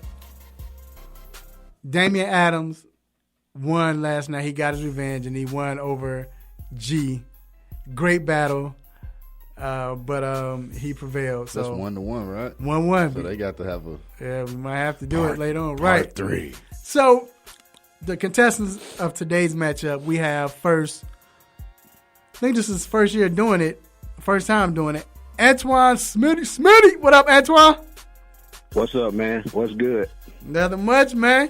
And then we have, he's been here multiple times, my man, Marlon Sucker Free Jones. What up, though? What up? All right, gentlemen, and everyone who's listening, this is how the matchup goes. This is how the game goes. It's going to be 3 rounds. I'm going to pose a question for each round. The player that goes first has 30 seconds to come up with his answer or her answer. They don't have to answer, but just come up with whatever they're going to come up with. We hope they're not looking up stats or anything. This is all from the dome. Then, if they're ready within 30 seconds or whatever, we go in. They get 2 minutes to say their answer and basically argue their point. The next contestant goes after that person. The first contestant's done, and they don't get 30 seconds because they had a chance to wait. They just go straight in with their answer. I'll give them a go. They're going to answer and their argument. Next round it flops, and third round it flops back. Don't just vote for the best answer as far as if I ask them who's the best dunker and they say Vince Carter. Please vote for the argument as well, even though Vince Carter might win it, but vote for the argument. You want the argument, all right? But I need your votes. I need you to vote. We will put it out on social media throughout the week, and we'll calculate votes, all right? So, Antoine, since this is your first time going on, you get to pick between the numbers of 1 and 90. 11. All right, Sucker Free? 23. All right. See, he tried to be slick because he said Jordan. So I picked 63 because Jordan hit 63. No, I'm just kidding. But I did pick 63. So second free. I know when he said 23 while he was 7 years old. That's how you know. Hey, what you going with? You gonna let him go first or what? Yeah, I'm gonna let the newcomer get his feet wet. All right, Antoine. You doing the timer? Okay. So, all right, ladies and gentlemen, this is the first question. I'm gonna repeat the question. All right, I'm gonna say it twice. Down by 1 run with runners on first and second in the bottom of the ninth, what hitter would you want up to face Mariano Rivera that's not named Barry Bonds or David Ortiz since 1990? I'm going to say it one more time. Down by 1 run with runners on first and second in the bottom of the ninth, what hitter would you want up to face Mariano Rivera, not named Barry Bonds or David Ortiz since 1990? Antoine, you have 30 seconds to come up with an answer. I'm going to go Tony Gwynn. Wait, hold on. You ready? Wait, hold on, bro. Hold on. We got to start the time. You ready? The ball any part of the field. So okay. Tony Gwynn will be my answer right off the top of my dome. That's your answer? That's it? You got 2 minutes. Nah, that's all I got to say. He never strikes up. What else did Del T say? Best hitter ever. All right. All right, Marlon. Let's go. Ready? Go now. All right. I'm going to go with Joe Carter because Joe Carter came with the home run to win the championship. So that's what I'm going with, Joe Carter, man. I ain't got no stats for you. I'm going with Joe Carter. Okay. That's it? All right. Yeah. All right. Short and quick. All right. Remember, it's about the argument. I just said that. We need you to argue. We need you to know why you know this. All right. So, second round. Second for you up first. All right. Again, it's about the argument. Not just the answer. All right. So, what successful college quarterback that didn't pan out as an NFL quarterback in the 90s and early 2000s would thrive in today's NFL? And they had to play at least 1 year. So I'm going to ask that again. What successful college quarterback that didn't pan out as an NFL quarterback in the 1990s or early 2000s that would thrive in today's NFL era, and they had to play at least 1 year in the league? Marlon, you have 30 seconds.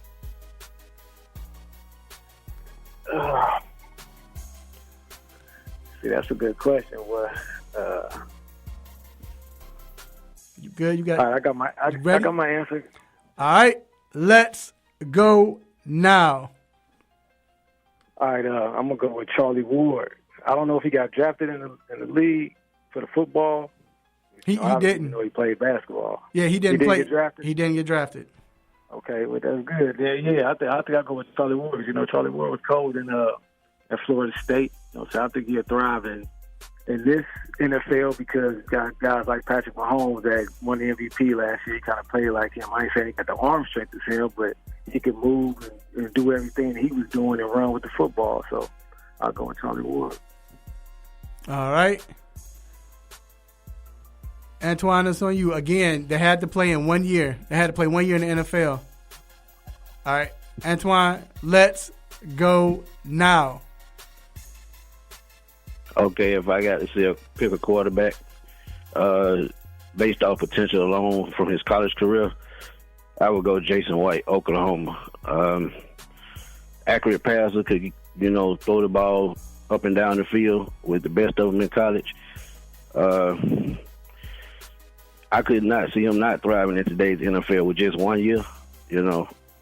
Jason White, Oklahoma would be my quick answer. All right. This is the last round. Smitty, you up first. Second for you up after him. All right. Okay. So, last question. Which non-superstar was the most clutch NBA player from the 1990s and early 2000s not named Chauncey Billups or Robert Horry?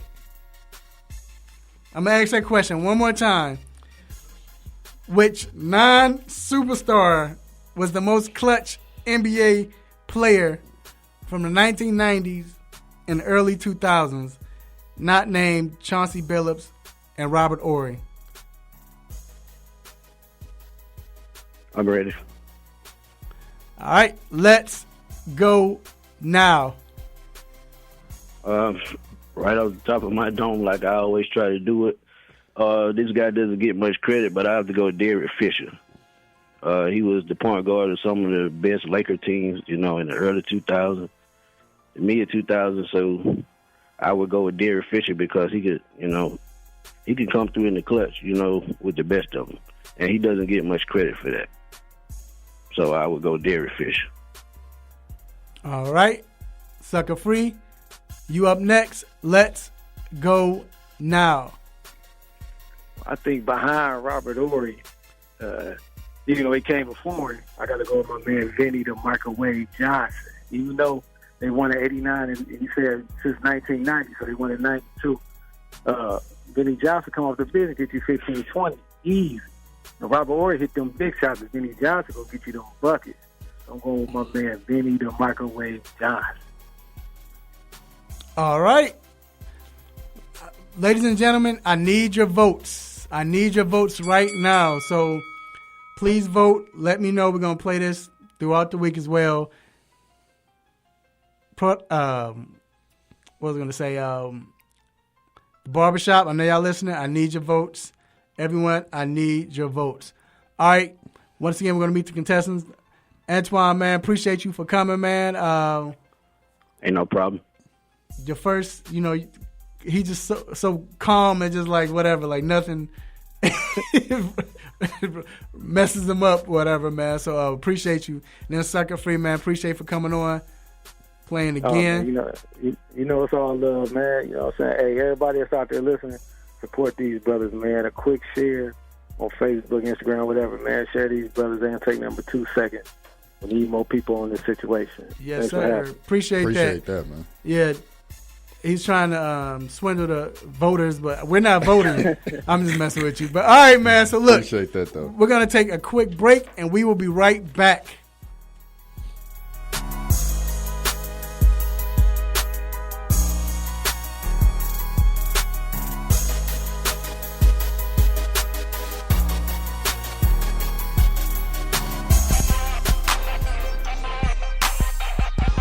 Hey, what's good? It's your boy Nate Burrows from the NFL Network and CBS.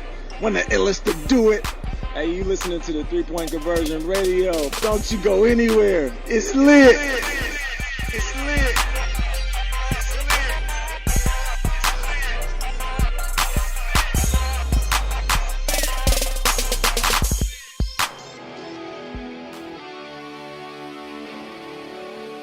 Have a sports injury? Need to see an orthopedic doctor? Ortho Atlanta is one of Metro Atlanta's largest orthopedic and sports medicine practices, providing orthopedic and sports medicine care for the whole family. With 37 physicians and 14 offices, the practice provides the highest level of care for injury of muscles, joints, bones, and spine. Ortho Atlanta offers convenient access to a full range of musculoskeletal surgeons and specialists. Ortho Atlanta also offers on-site physical therapy, pain management care, MRI imaging, and workers' compensation care. The Ortho Atlanta surgery centers in Austell and Fayetteville provide cost-effective, same-day surgical procedures in an accredited outpatient center. Hip, knee, shoulder, back pain? Ortho Atlanta has you covered with specialists in all areas. Same-day appointments, orthopedic care for the whole family. Ortho Atlanta, Atlanta's choice for orthopedic and sports medicine care. Learn more at www.orthoatlanta.com.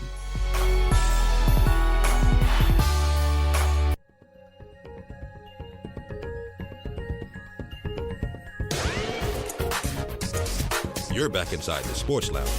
Mr. Controversy and the Intellectual.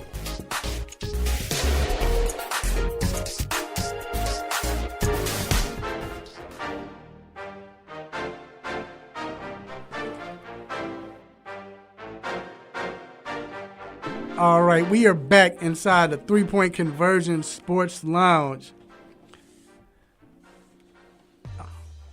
So, once again, I need your votes. I know everybody's putting up what they would put up and what they would say. I get that, but I need your votes.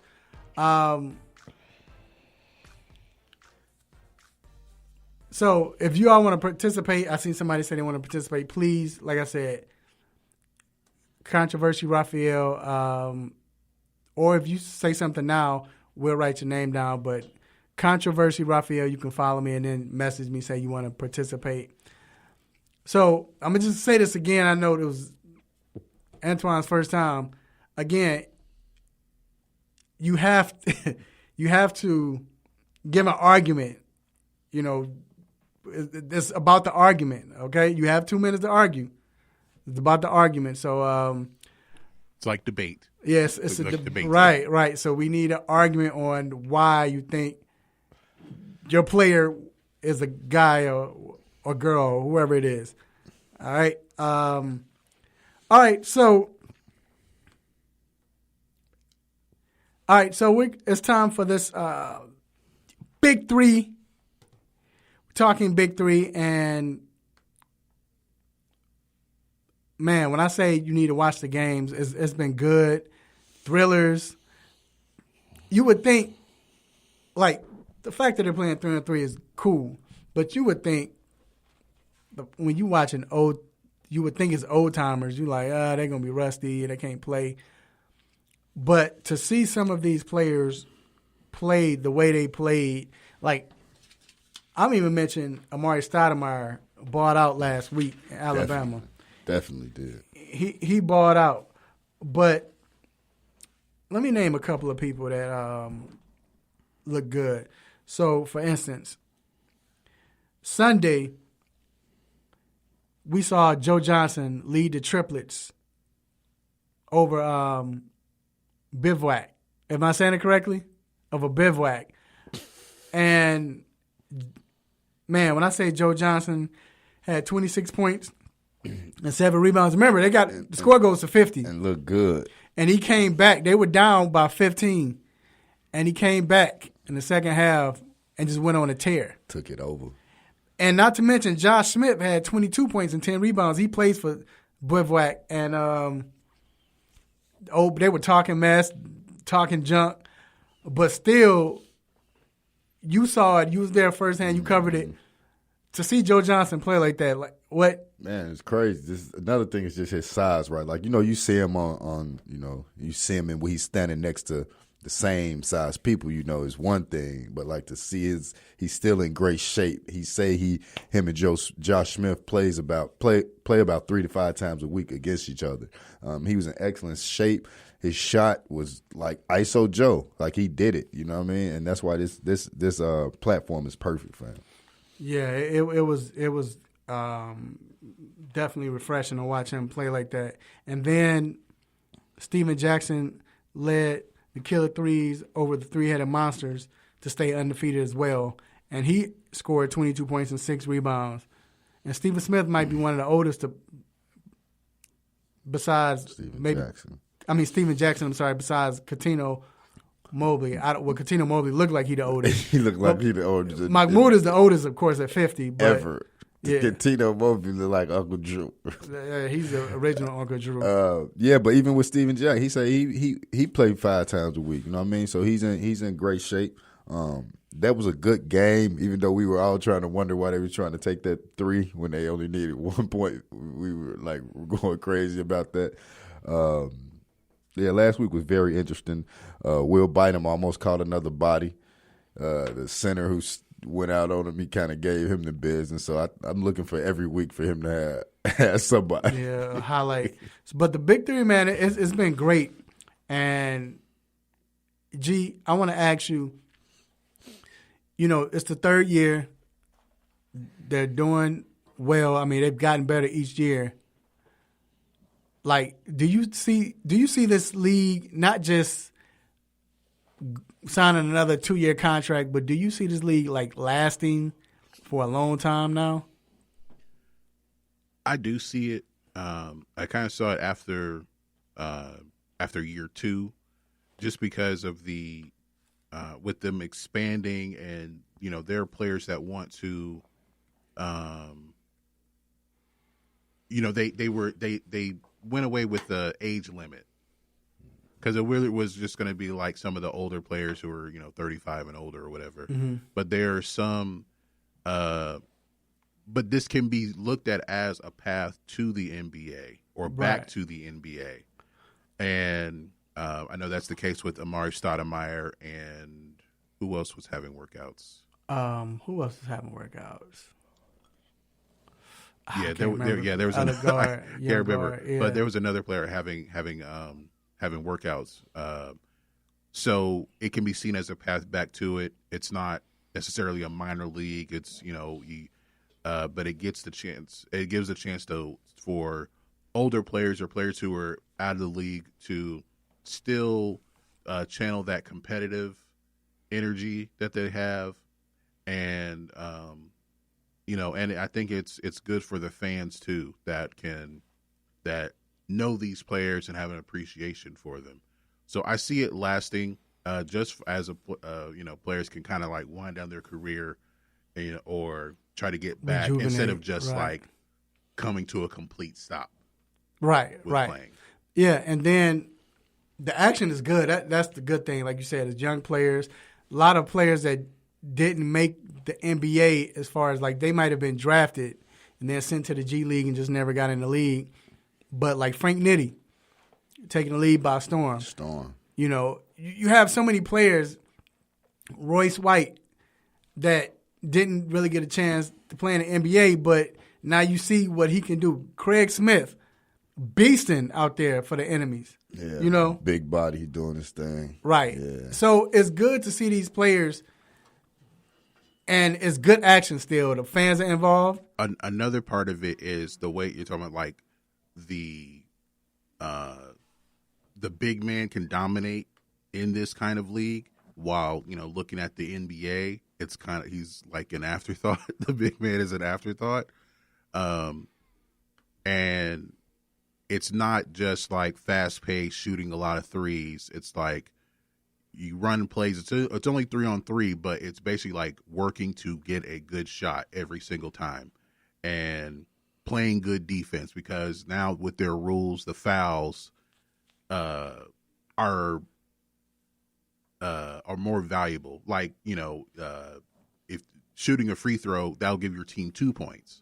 So you don't want to foul because you might cost your team 2 points. Right. Or on a 3-pointer, cost them 3 points, and so forth. So Monte Ellis, who it was. Thanks, Monte Ellis. Okay. Yeah, Monte Ellis. But he's not even in this. He's not even in this league. He's not played in this league. He's played. He's in the Big Three, and he's trying to get. I didn't know he was on one of the teams. Yeah, he's in there. I don't know, but yeah, he's in the Big Three. He's one of the ones to do it. So, but my thing about the Big Three, what I love about the Big Three is, like you said, you get your shot, but what you're starting to see now is when you're seeing the players going back and forth with the referees, getting upset, Joe Johnson throwing tantrums because they're losing. This is not just fun to them. Right. It's getting beyond that. Like if it was that in the first season, like it's not that now. Like this is competitive. People they're laugh, trying to win. Talking mess. Was it Allen Anderson said that Joe Johnson came and was acting up in the timeout. That's what made them snap back. But they said he was joking. Joe Johnson don't really get rattled and crazy. He just go out and do what he got to do. Yeah, and that's the thing. And it's I guess the biggest part is getting to talk to these players and know why. Like for instance, we've seen Steven Jackson. We've got a chance to interview him. But you see, he's going on rants, so not rants, but he's told the truth.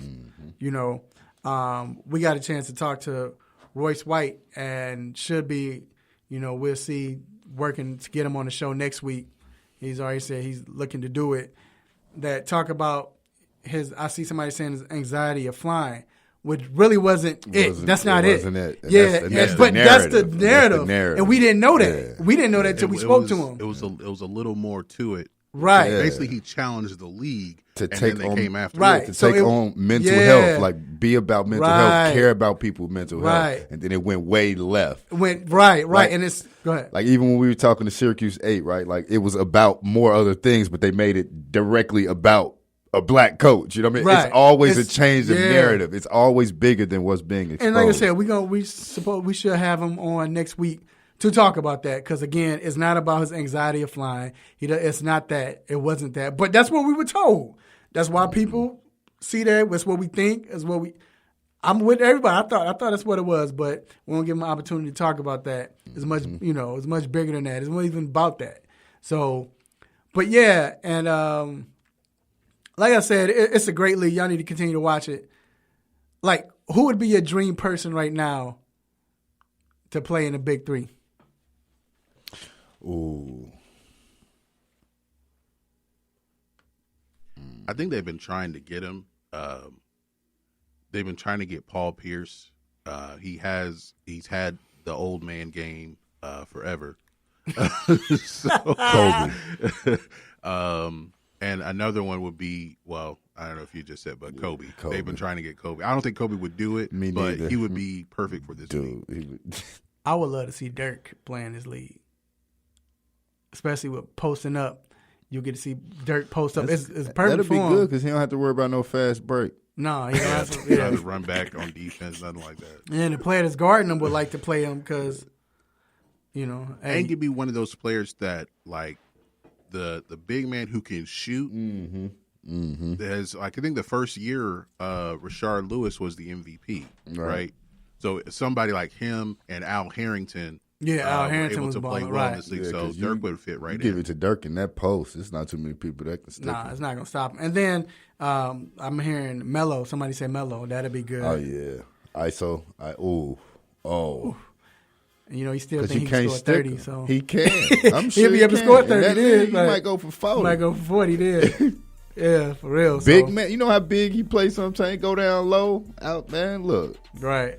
All right. So continue to watch it. CBS and CBS Sports. If he don't play for nobody this year, we might see him next year. What is the other one? CBS Sports, CBS, and CBS. I'm sorry. Sorry, Big Three. I know it's not CBS Express. I got to find out. All access. All access. CBS. Yeah, just watch it. You'll find it. But all right. Going to take a quick break. We have to give our opinion on this juice balls. I know you all, most people don't like baseball, but this is very interesting to talk about these juice balls. Is it wrong? What's going to happen? Pause. We'll be right back.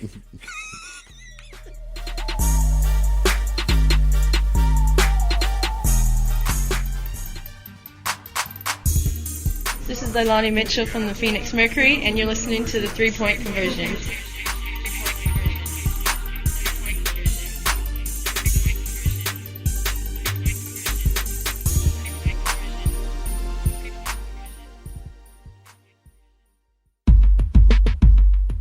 Have you been looking for a radio station that gives you sports? I don't believe it! It's a touchdown! Entertainment? Are you not entertained? And other special interest talk shows? Well, isn't that special? All on one app? Yo, that's dope. What app is that? It's the Real 1100 AM app for WWE. Grab it for free in your Google Play or Apple App Store today.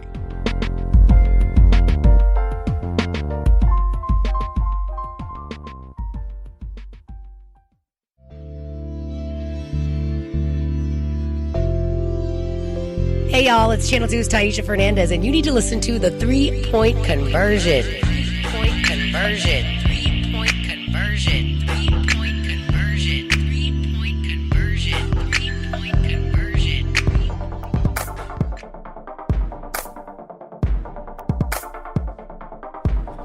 All right, we are back inside the 3-Point Conversion Sports Lounge. Baseball, second half of the season. Excited about this. It's about to be huge, man. Real quick, before we get into talking about are they juicing the baseballs and everything, your MLB predictions.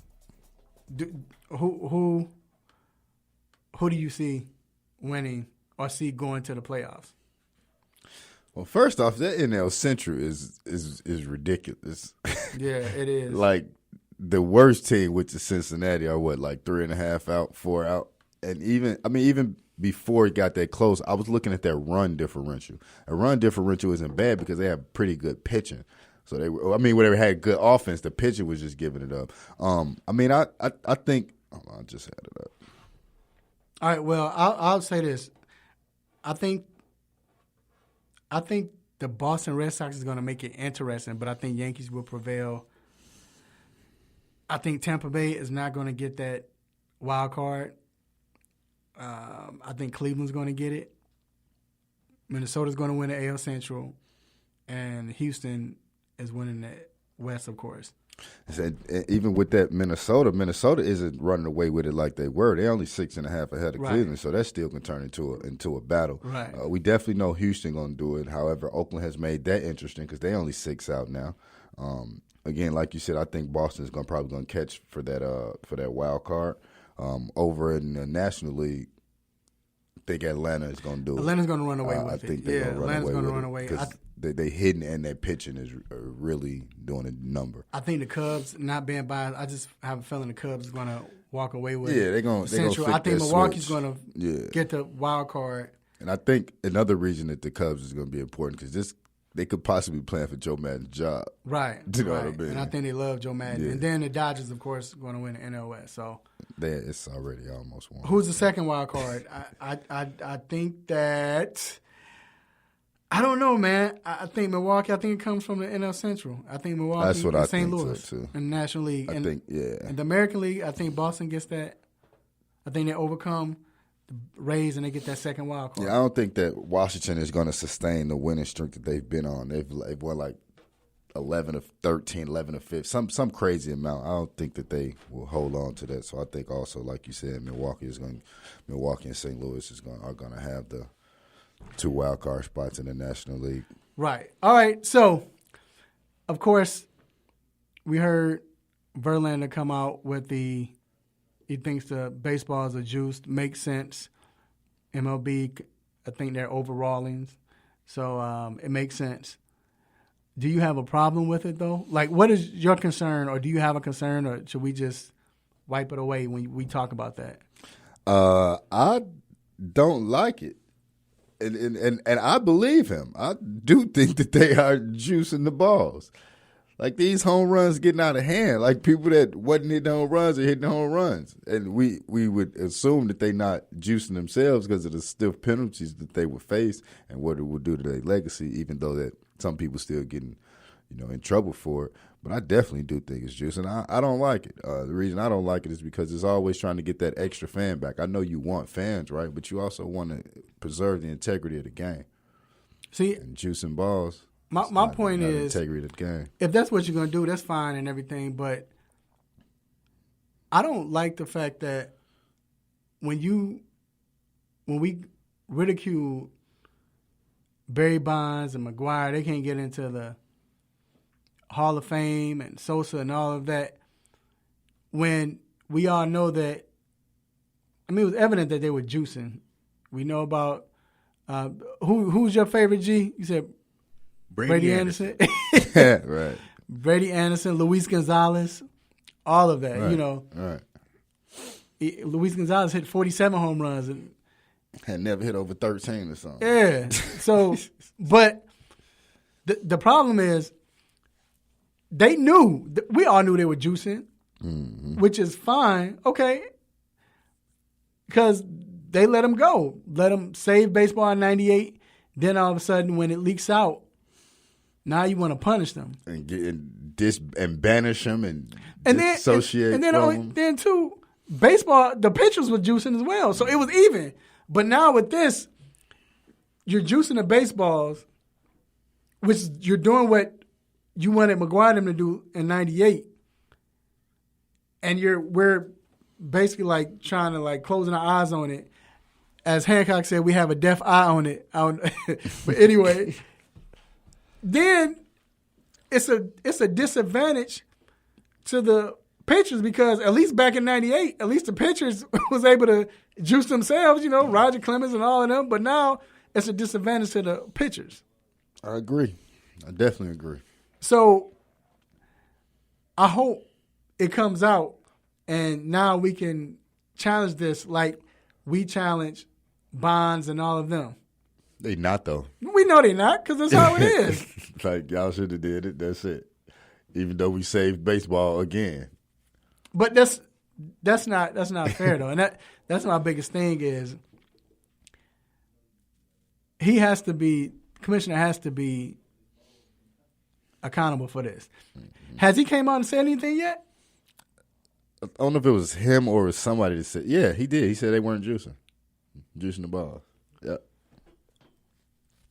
Did he say, was it a bold-faced lie? Like, did he try to say, well, I don't know, and maybe, No, he said, I'm about to get the exact quote for you.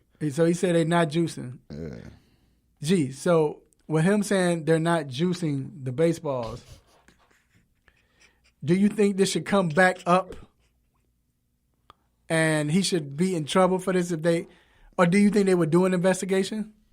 I mean, you have to determine what is a juiced baseball. Like, what's the foundation for it to be considered juiced? I mean, I know there was a dead ball era, but that was just they're playing with a ball of twine. Like, it's hard to hit that anywhere. But to consider what is a juiced baseball and how to make it even more juiced. That's what has to be determined. Right. And then, too, I'll say this. Okay, if you're going to do that, it gives the batters and hitters, because someone says that it gives everyone a chance at least. If that's the case, then we might as well start. And not going after him, but I'm saying a lot of people said this, to me, that's the everybody gets a trophy era. You know what I'm saying? That's the whole purpose why some people make it to the league, and because you're better at hitting, you're better at pitching. So, but if this is the truth, and like LA says this, and if that's the truth, which it is, then I think you should let the pitcher, you should raise the mound a little bit and give the pitchers an advantage too. But they tried that, and then the batters, then like the era with Bob Gibson has like a 0.5 ERA. Like, no, the mound's too high. We got to lower it. But I'm saying if you're going to juice the balls, and then you're going to let them, so you're not giving the pitchers an advantage, let him go ahead and let's raise the mound. Why can't that be? Well, then I don't think that will be seen as an advantage. I mean, that will be an advantage to the pitchers, but it'll be a huge disadvantage to the hitters because now you don't know where the ball is actually going to, where it's coming from, and it's coming down on you, and like it'll be almost impossible to hit. That's why I said, like with Bob Gibson, he had like a 0.5 ERA, 0.008, and they had the mound was like a foot higher. He gave up 2 runs the whole year. When he came in the game, you was just like, I don't even gonna swing. I'm just gonna stand. So this is what Manfred said: there is no evidence from the scientists that baseball is harder. The basic characteristics of the baseball, as measured by the independent scientists who we asked to do the study, provides no support for that. What there is support for is the drag is a little less, and when you have less drag, it goes farther. We had a spike in homers this year. We went back to those scientists, and they said, look, you have baseball with less drag. We acknowledged that, said it a number of times. They said they need to figure out why. I'll say this then. I mean, why we believe in him, though? Yeah, I know. But we all know Verlander came out because they tore him up the first but that's not him. But he says that, Manfred says that, and then they go out and hit a 1.25 million home runs in the home run. They're on pace to shatter the record. Yes, every record per month, like it's shattering the previous month. Yeah, man. And they went. And how many home runs did they hit in that home run derby? 9 million home runs. And now, and Verlander, it's interesting that he says it. Some people might say that it's interesting that he says it because he's 10-4, but he's on a team where he's got guys that can hit.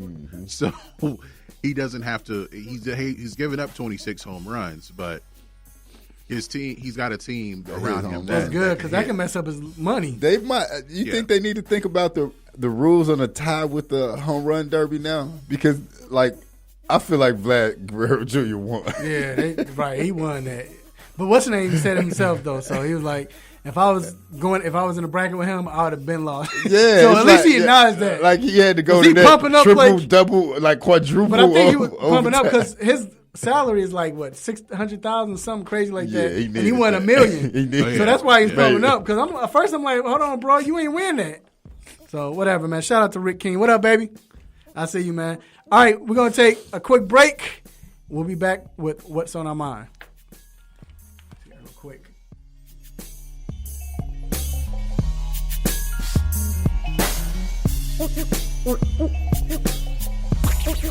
What's good, family?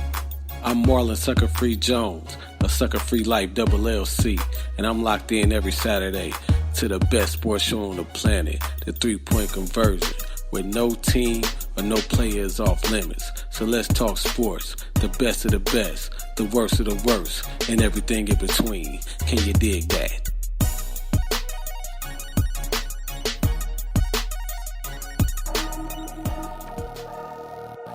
It's time to get in the mind of Mr. Controversy and the Intellectual with What's on My Mind.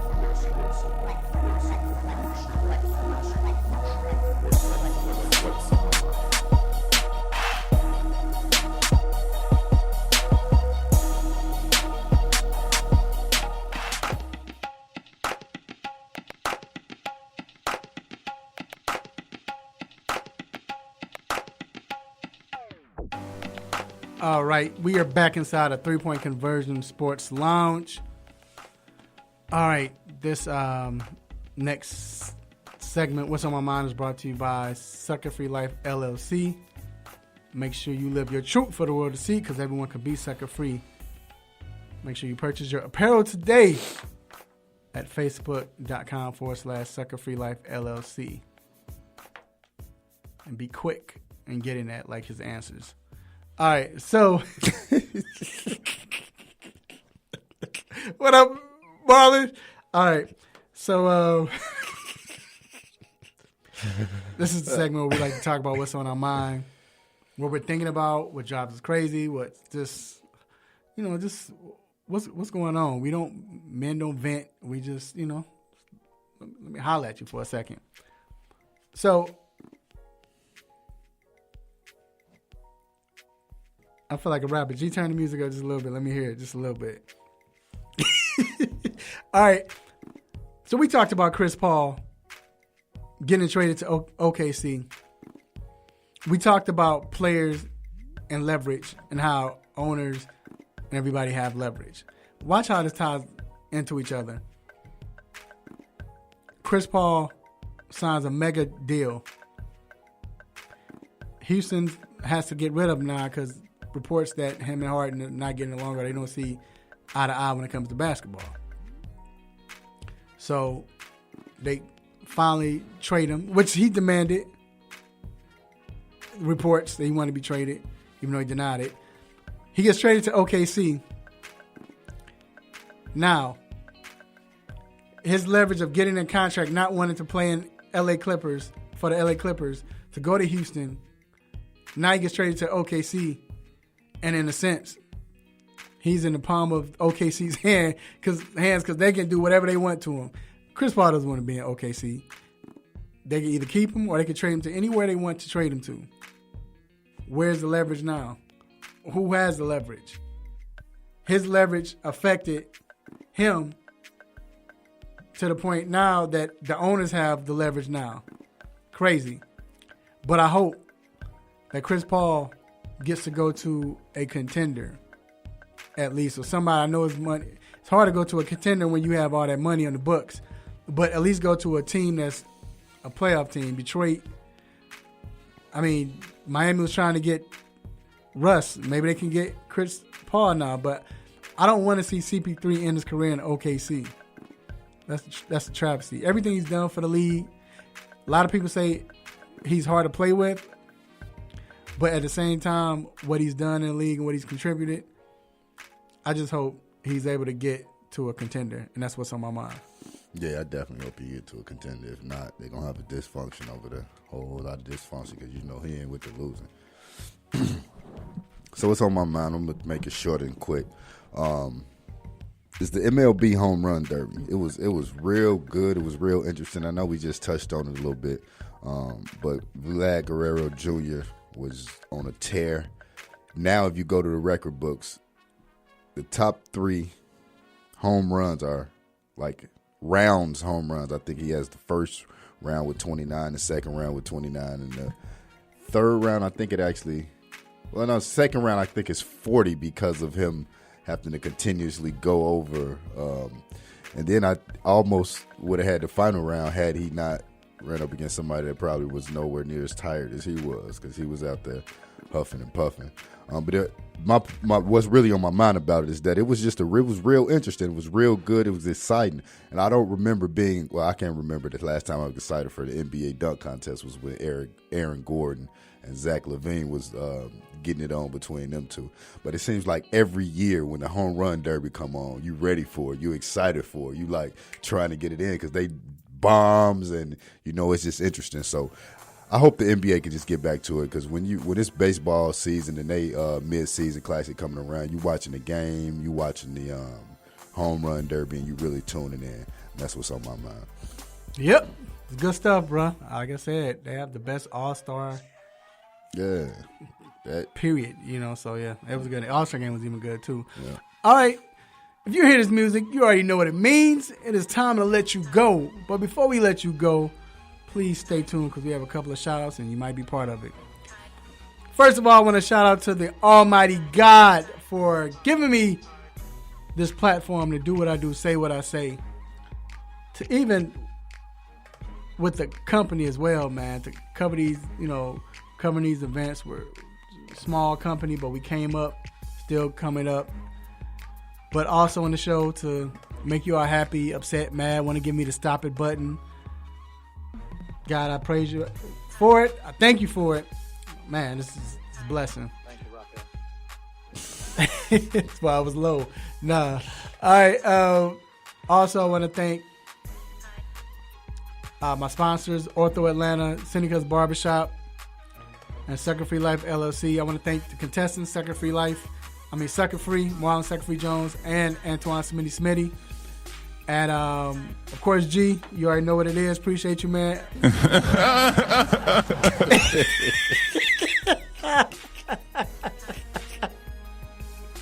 I want to thank my co-host D, man. Yeah, definitely, man. I just want to thank friends and family, all our people that always listen every week, whether it's here, Facebook, IG, YouTube, website, whatever it is, iHeartRadio. We appreciate y'all for always listening and always tuning in. Just stay tuned. We got big things coming, and we're going to continue to be great. All right, and once again, shout out to Xavier Butler, number 10, plays with Beyond Basketball. Also, I want to thank my beautiful wife. Shout out to my beautiful wife, family, children, uncle, aunties, cousins, nephews, grandparents, brothers and sisters, and nieces. I think I said nieces and nephews, godchildren, and play cousins. You all continue to love one another. Let everybody know that you love them while they're still alive. And have a great weekend. Eat good. Watch some sports. BIG3. Serena. But anyway, baseball. And then, hey, till then, next week, same time, same show, same crazy host, same sports nonsense. Will you miss me? I'm out. Peace. Peace. You just got done listening to the 3-Point Conversion Sports Lounge. Be sure to follow us on our Instagram, Twitter, and Facebook accounts at The 3-Point Conversion. And also make sure you check out our website, the3pointconversion.com. Be sure to follow us live and listen every Saturday morning at 10 a.m. Eastern.